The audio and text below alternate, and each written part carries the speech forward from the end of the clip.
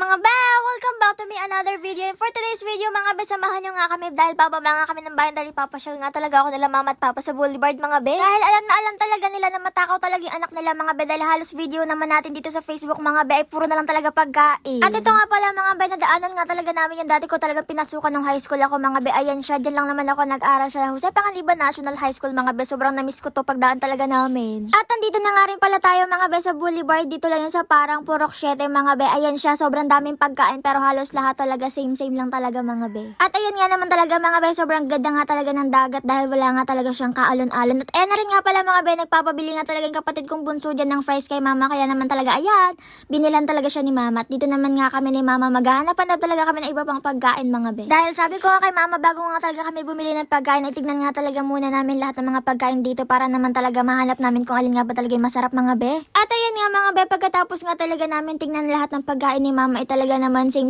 lang talaga sila, kaya naman barbecue na lang talaga binili namin dahil karamihan talaga ng tinda nila ay barbecue talaga mga be. At ayun na nga mga be, pagkatapos nga talaga kinakain ko na nga talaga yung barbecue na binili nga talaga namin ni mama, at andito lang kami sa may tabing upuan lang ng tabing dagat mga be dahil dito nga talaga magandang umupo mga be. At ayan nga pala mga be, pinatong ko nga muna talaga yung cellphone ko dyan para naman talaga makakain talaga ako ng maayos kasama yung kapatid ko dahil may hinihingi nga talaga siya sa akin pagkain. At ayan nga rin pala mga be, napansin ko talaga yung tiyan ko dyan, sobrang laki.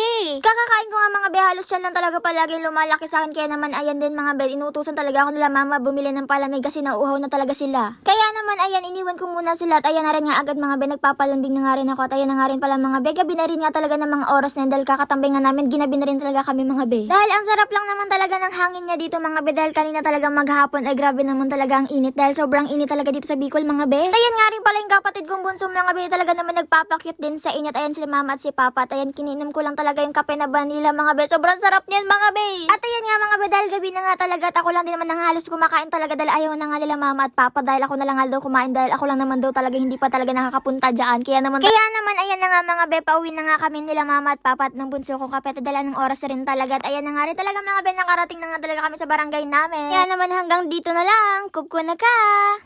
Am I really that much to handle? Breaking these niggas down like a camera. You don't really know you.